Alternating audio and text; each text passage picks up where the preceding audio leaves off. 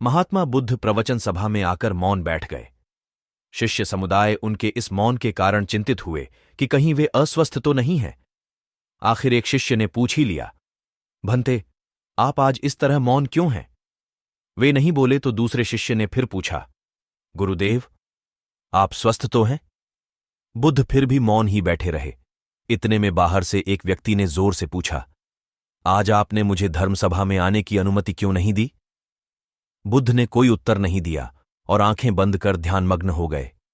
वह बाहर खड़ा व्यक्ति और जोर से बोला, मुझे धर्मसभा में क्यों नहीं आने दिया जा रहा है? धर्मसभा में बैठे बुद्ध के शिष्यों में से एक ने उसका समर्थन करते हुए कहा, भंते, उसे धर्मसभा में आने की अनुमति प्रदान कीजिए।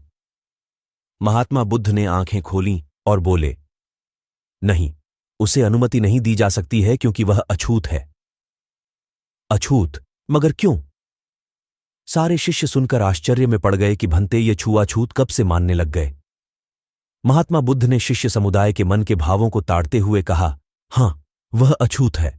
वह आज अपनी पत्नी से लड़कर आया है। क्रोध से जीवन की शांति भंग होती है।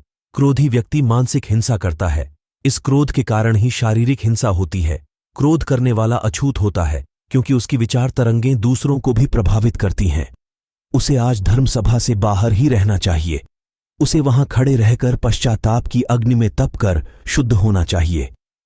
शिष्यगण समझ गए कि अस्पृश्यता क्या है और अछूत कौन है। उस व्यक्ति को भी बहुत पश्चाताप हुआ।